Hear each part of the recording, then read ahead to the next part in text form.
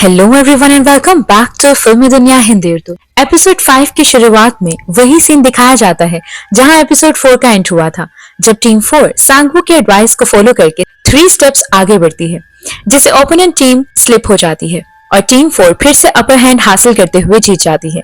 Lift में वापस जाते हुए प्लेयर 244, जो कि एक पास्टर है, गॉड से प्रे करता है और 240 उससे कहती है कि हमें ओल्ड मैन और सांगवू का थैंक्स करना चाहिए। इन्हीं के प्लान्स की वजह से आज हम जिंदा हैं। इन दोनों के बीच के आर्गुमेंट को सेबियोक रोकती है और उन्हें खामोश रहने को कहती है। वापस जाते हुए जब 240 सेबियोक से उसका नाम पूछती है तो वो उससे रिक्वेस्ट करती है कि वो उसे एक फेवर दे कि उसे अकेला छोड़ दे। टीम 4 को जिंदा देखकर जंगडोक और उसकी टीम दंग रह जाती है। गार्ड्स को नेक्स्ट राउंड के लिए सेटअप क्लियर करते दिखाया जाता है और वो डेड बॉडीज को इंसिनरेटर में जलाने के लिए ले जाते हैं, जबकि सीक्रेट टीम का मेंबर कैमरा में देखकर कंट्रोल रूम में बैठे अपने साथी को हिंट देता है और वो बॉडी को बेसमेंट में गिराने के लिए डोर ओपन कर देता है। बाकी गार्ड्स में से एक डॉक्टर को वहां बुलाने को कहता है। जब सब कॉर्न खा रहे होते हैं, मिन्यू ओल्ड मैन से पूछती है कि उन्होंने टग ऑफ वॉर का मेथड किस मूवी से कॉपी किया। अली मूवी नेम गेस करता है तो मिन्यू उसके साथ रूड हो जाती है। वो सांगवू की स्ट्रैटेजी को भी अप्रिशिएट करती है तो अली उसे याद करवाता है कि उस वक्त तो तुम रो रही थी कि ये सही नहीं। मिन्यू कहती है कि उन्हें अली को इस टीम से निकाल देना चाहिए और टीम लीडर के बारे में पूछती है। सांगवू कहता है हम सब इक्वल हैं, हमारी टीम में कोई लीडर नहीं है। मिन्यू टीम को एक इगैलिटेरियन सोसाइटी का नाम देती है जो बराबरी पर यकीन रखती है और जब मिन्यू को याद दिलाया जाता है कि उसकी टीम ने उसे निकाल दिया था तो वो कहती है ऐसा नहीं है, बल्कि मैंने खुद वो टीम छोड़ी थी। सांगवू कहता है कि तुम्हारी टीम ने ऐन वक्त पर सिर्फ तुम्हें रिप्लेस करके स्ट्रॉन्ग आदमियों को अपनी टीम में रखा, जैसे वो जानते थे कि अगला गेम क्या है। काउंटर पर दिखाया जाता है कि अब सिर्फ 40 प्लेयर्स बाकी हैं और अनाउंसर बताती है कि 30 मिनट्स में लाइट्स ऑफ हो जाएंगी। सांगवू का कहना है कि हमें आज रात के लिए खुद को प्रोटेक्ट करना होगा। प्लेयर 196 और 244 का कहना है कि क्योंकि हमारी टीम लेडीज और एक बूढ़े आदमी की वजह से वीकेस्ट टीम है, इसलिए हमें वीक टीम पर हमला करना होगा। सेबियोक बताती है कि कल रात मेरे सामने खड़े प्लेयर को उस शख्स ने मारा जो उसी का टीम मेंबर था। क्या तुम लोग मुझ पर यकीन करते हो? मैं तो किसी पर यकीन नहीं करती। सियोंग कहता है कि हमें पहले खुद की प्रोटेक्शन का इंतजाम करना होगा। एक अच्छा कवर बनाने के लिए एक बैरिकेड बनाना होगा और वो ऐसा ही करते हैं। सिर्फ यही नहीं, बाकी टीम्स भी उनको फॉलो करते हुए कवर बनाती हैं, सिवाय जंगडोक की टीम के। जंगडोक सियोंग से कहता है कि तुम्हारी गलतफहमी है कि ये बैरियर्स तुम लोगों को प्रोटेक्ट कर सकते हैं, जिस पर सियोंग कहता है कि उसका अपने बारे में क्या ख्याल है, क्या वो अपने टीम मेंबर्स को ट्रस्ट करता है? अगर मैं उनमें से एक होता तो फाइट स्टार्ट होते ही सबसे पहले तुम्हें मारता, क्योंकि आफ्टर ऑल तुम स्ट्रॉन्गेस्ट कंटेस्टेंट हो। और ये सुनकर जंगडोक के दिल में वाकई डर बैठ जाता है और अपने टीम मेंबर्स में से हर एक को गौर से देखता है और उनके ये पूछने पर कि आज वो पहले किस टीम को उड़ाएंगे, जंगडोक इरिटेट होते हुए कहता है कि आज वो बस रेस्ट करेंगे और फिर डॉक्टर के बारे में पूछता है कि वो कहाँ है। एक टीम मेंबर बताता है कि वो रेस्ट रूम की तरफ गया है। फिर दिखाया जाता है कि एक गार्ड डॉक्टर को बेसमेंट की तरफ लेकर जा रहा है और कंट्रोल रूम में बैठा उनका पार्टनर उनकी सीसीटीवी फुटेज डिलीट कर देता है। सियोंग मशवरा देता है कि एक मेंबर को जागना चाहिए और टर्न बाय टर्न जागने की ड्यूटी देनी चाहिए, लेकिन सांगवू सजेस्ट करता है कि एक नहीं 2 प्लेयर्स को जागना चाहिए ताकि अगर एक स्लीपी हो तो दूसरा जाग सके और एक प्लेयर किसी दूसरी टीम के साथ मिलकर धोखा दे सकता है। पहले सांगवू और अली और बाद में सियोंग और ओल नाम प्लेयर्स में जागने का प्लान करते हैं। अली और सांगवू रात को एक दूसरे से बातचीत करते हैं। अली सांगवू को उसकी जान बचाने और उसे सिटी में बस फेयर देने के लिए एज थैंक्स कॉर्न ऑफर करता है। सांगवू अली से उसकी फैमिली के बारे में पूछता है। अली बताता है कि उसके पेरेंट्स और यंगर सिबलिंग्स पाकिस्तानी हैं और कोरिया में उसकी वाइफ और एक बेबी बॉय है जो 1 साल का है। फिर सांगवू उससे इस गेम में आने की वजह पूछता है और वो बताता है कि उसके पास पैसे नहीं थे, इसीलिए वो यहाँ आया। फिर अली भी सांगवू से सेम सवाल पूछता है कि वो यहाँ किस लिए आया। सांगवू भी सेम जवाब देता है कि वो पैसों के लिए यहाँ आया है। फिर सीन गार्ड 28 और 29 पर शिफ्ट होता है और 29 और कोई नहीं बल्कि डिटेक्टिव वांग है। बेसमेंट जाते हुए गार्ड 28 29 से पूछता है कि वो कल रात क्यों गायब था और डिटेक्टिव वांग की सॉरी कहने पर 28 उसे याद दिलाता है कि 29 ने लास्ट टाइम में उसकी जान बचाई थी और अब हमारा हिसाब बराबर हो गया है, क्योंकि बाकी मेंबर्स तुम्हें मारना चाहते थे, उन्हें तुम पर यकीन नहीं और मैंने उन्हें संभाला है।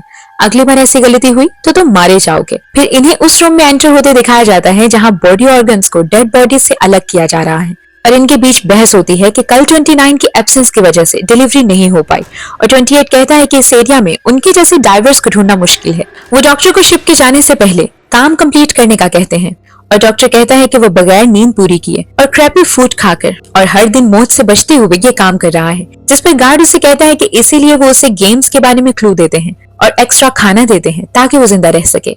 सांगवू सियोंग को स्विच करने के लिए जगाता है और उसे पूछता है कि क्या वो ठीक है, क्योंकि उसे फील हुआ कि उसने नाइटमेयर एक्सपीरियंस किया है। सियोंग कहता है कि वो ठीक है। दूसरी तरफ जंगडोक डर के मारे सो नहीं पा रहा था और अपने एक टीम मेंबर से डॉक्टर के बारे में पूछता है। वो जवाब देता है कि स्ट्रेंजली उसे रेस्टरूम गए काफी देर हो गई है, लेकिन वो अभी तक वापस नहीं आया, जो जंगडोक को भी काफी अजीब लगता है। एक गार्ड डॉक्टर से कहता है कि उन्हें जल्दी है, शिप किसी भी वक्त आ सकती है, तो क्या वो उसे ये काम सिखा सकता है। डॉक्टर का कहना है कि ये इतना आसान नहीं है। वो उसे चिढ़ाते हुए जवाब देता है कि उसने एक बार न्यूज में सुना था कि अक्सर नर्स एड्स और ऑफिस मैनेजर्स सर्जरीज परफॉर्म करते हैं, वो भी डॉक्टर से बेहतर। और उसे लास्ट टाइम एक आई बॉल खराब करने पर बातें सुनाता है कि उसकी वजह से उन्हें चाइनीज बायर्स से काफी सुनना पड़ा। डॉक्टर कहता है कि वो इसलिए हुआ क्योंकि तुम लोग एक जिंदा शख्स को टेबल पर ले आए थे और उसके जागने से वो नुकसान हुआ था। फिर सियोंग को दिखाया जाता है जो एक नाइटमेयर एक्सपीरियंस करता है कि रूम में गैस फैल गई है और कई पुलिस ऑफिसर्स आम लोगों को मार रहे हैं और उनमें से एक शख्स सियोंग के पास आता है, लेकिन पुलिस के हिट करने से मारा जाता है। तभी ऑलनाम सियोंग को हिलाता है और उससे पूछता है कि वो कौन सी गहरी सोच में था। ऐसा लग रहा था वो जागती आंखों से ख्वाब देख रहा है। सियोंग बताता है कि 10 साल पहले वो एक कार कंपनी में जॉब करता था और उस कंपनी ने सडन मुझे और मेरे कोलीग्स को निकाल दिया, ये कहकर कि कंपनी फाइनेंशियल ट्रबल फेस कर रही है। उस वक्त मेरे घर बेबी आने वाला था और लाखों ऐसी चीजें थी जिनके लिए मुझे पे करना था और उनका सडन जॉब से निकालना मैं हैंडल नहीं कर पाया। मुझे शदीद गुस्सा था और हमने कंपनी के अगेंस्ट स्ट्राइक की और इसी तरह का बैरिकेड लगाया जैसा आज हमने बनाया है। हमने थोड़ी ही देर में पूरी कंपनी को ऑक्यूपाई कर लिया था और हर वक्त ये डर था कि कभी भी पुलिस आ जाएगी। मैं कई रातें खौफ से नहीं सो पाया था। ऑलनाम कहता है कि तकरीबन 10 साल पहले उसने कार कंपनी की स्ट्राइक की खबर सुनी थी। ये उस वक्त की बड़ी खबर थी और एक एम्प्लॉय की मौत हो गई थी। फिर उसे सडन एहसास होता है कि उसे ये मेंशन नहीं करना चाहिए था, तो वो सियोंग से इस बात की माफी मांगता है। सियोंग देखता है कि ऑलनाम की तबीयत ठीक नहीं है, उसे तेज बुखार है। सियोंग उसे लिटाता है और पट्टी करने के लिए उसके पास पानी नहीं था। सेबियोक उसे पानी देती है। वो ऑलनाम को पट्टियां करता है। ऑलनाम सियोंग का थैंक्स करता है। सियोंग सेबियोक से कहता है कि वो सो जाए, वो अकेला जाग सकता है। सेबियोक कहती है कि हमने डिसाइड किया था कि हम ये पेयर में करेंगे और वैसे भी मुझे नींद नहीं आई है। सियोंग पानी के लिए उसका थैंक्स करता है, लेकिन सेबियोक कहती है कि ये फ्री नहीं था, उसे नेक्स्ट डे पे बैक करना होगा। दूसरी तरफ गार्ड्स उस दिन को डिस्कस करते हैं जब एक प्लेयर डायसेक्शन के दौरान उठ गया था और उसकी एक ही किडनी थी, जिस वजह से हमें उस दिन कम पैसे मिले थे। और डिटेक्टिव वांग ये पूछता है कि फिर उसके साथ क्या हुआ था, जिस पर वो सब हैरान हो जाते हैं क्योंकि उस दिन नंबर 29 उनके साथ था और इसी ने बॉडी से छुटकारा हासिल किया था, वो भी अपने हाथों से। डिटेक्टिव वांग को लगता है कि शायद वो पकड़ा गया है, तो वो अपनी पॉकेट से गन निकालने वाला होता है। तभी डॉक्टर चिल्लाता है कि ये मेरा ऑपरेशन रूम है, इसलिए सब खामोशी से मुझे फोकस करने दें, वरना मैं कोई भी ऑर्गन, लीवर हो या किडनी, उन्हें काट दूंगा। फिर वो ऑर्गन्स को पैक करते हैं और गार्ड 28 और 29 डिलीवरी के लिए इस रूम से निकलते हैं। डॉक्टर नेक्स्ट गेम के बारे में पूछता है, जिस पर गार्ड्स जवाब देते हैं कि वो अभी नहीं जानते कि गेम क्या है, लेकिन गेम स्टार्ट होने से पहले तक वो पता करके बता देंगे। जिस पर प्लेयर 111 आग बगोला हो जाता है और उसे नाइफ से थ्रेट करता है और दूसरे गार्ड को वापस जाकर गेम का पता लगाने को कहता है, क्योंकि अगर उसे नेक्स्ट गेम के बारे में ना पता चला तो उसे डर है कि जंगडोक की टीम उसे मार डालेगी। गार्ड डॉक्टर को ट्रिक करता है कि उसकी पॉकेट में कंट्रोल रूम की है और इसके बगैर दूसरा गार्ड गेम का पता नहीं लगा सकता। और डॉक्टर के डिस्ट्रैक्ट होते ही गार्ड उसे पुश करके शूट करने की कोशिश करता है, लेकिन उसका निशाना चूक जाता है और डॉक्टर उसे बार बार नाइफ से वार करके मार देता है। दूसरा गार्ड डॉक्टर पर अटैक करता है, लेकिन डॉक्टर वहां से भाग जाता है और गार्ड कंट्रोल रूम में बैठे अपने साथी को इन्फॉर्म करता है कि डॉक्टर भाग गया है और उसका पीछा करता है।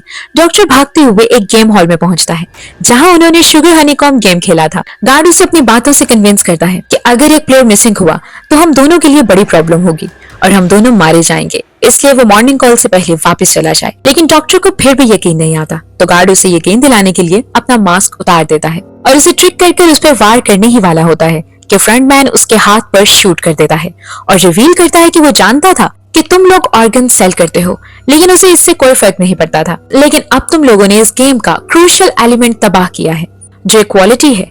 बाहर की दुनिया में ये सब लोग डिस्क्रिमिनेशन और इनक्वालिटी को फेस करते हैं और हम उन्हें यहाँ इक्वल फुटिंग पर फाइट करके जीतने का मौका देते हैं, और तुम लोगों ने वो इम्पोर्टेंट प्रिंसिपल तोड़ा है फ्रंटमैन गार्ड को शूट करके एक नजर 111 को देखकर वहां से चला जाता है और गार्ड डॉक्टर को शूट कर देता है। दूसरी तरफ प्लेयर 28 और 29 ऑर्गन्स की डिलीवरी के लिए सीक्रेट डोर से गुजरते हैं और रास्ते में डिटेक्टिव वांग के अजीब सवालों से गार्ड को उस पर शक हो जाता है। जैसे सीक्रेट डोर के पास वो पूछता है कि अब क्या करना है और बॉम्ब और वीआईपीज के बारे में पूछता है जिनके यहाँ से जाने के बाद इस जगह को बॉम्ब से उड़ाकर हमेशा के लिए दफन कर दिया जाएगा। ना सिर्फ ये बल्कि उसकी आवाज भी मुख्तलिफ है। तो वो डिटेक्टिव वांग को मास्क रिमूव करने को कहता है। मास्क उतारने के बाद वांग गार्ड की तरफ गन पॉइंट करता है और उसे मास्क उतारने का कहता है और गुस्से में भरा हुआ उसे कहता है कि ये इम्पोर्टेंट नहीं है कि मैं कौन हूँ, इम्पोर्टेंट वो प्लेयर था जिसे तुम लोगों ने मारा, जिसका एक किडनी था, उसका दूसरा किडनी मेरे पास है, वो मेरा भाई था। गार्ड हड़बड़ाते हुए बोलता है कि वो एक औरत थी। तुम्हें यकीन ना आए तो तुम सीढ़ियों से ऊपर कैप्टन के रूम में सब प्लेयर्स की लिस्ट देख सकते हो। उस लिस्ट में उनकी तमाम पर्सनल डिटेल्स और मेडिकल हिस्ट्री है। मैं तुम्हारे भाई तक पहुंचने में तुम्हारी मदद करूंगा। लेकिन वांग को उस पर ट्रस्ट नहीं था और वो उसे शूट करके कैप्टन के रूम की तरफ जाता है। लेकिन डोर लॉक होता है और वो लॉक को गन से शूट करके ब्रेक करता है और गोली चलने की आवाज फ्रंटमैन तक जाती है। इसके बाद फ्रंटमैन और गार्ड्स को बाकी दोनों गार्ड्स की डेड बॉडीज मिलती हैं। गार्ड मास्क स्कैन करके बताता है कि ये नंबर 28 है। फ्रंटमैन कहता है कि एक और शख्स बाकी है जिसने इसे शूट किया और क्योंकि सब गैस सिलेंडर्स वही मौजूद हैं, इट मींस वो अभी अंदर ही है। और फिर नंबर 28 को लगने वाली गोली को चेक करता है। फिर सब कंटेस्टेंट सायरन की आवाज से जागते हैं। गार्ड रोल कॉल चेक करते हैं जिससे पता चल जाता है कि गार्ड नंबर 29 मिसिंग है और वो सिक्योरिटी कैमरास पर भी नजर नहीं आता।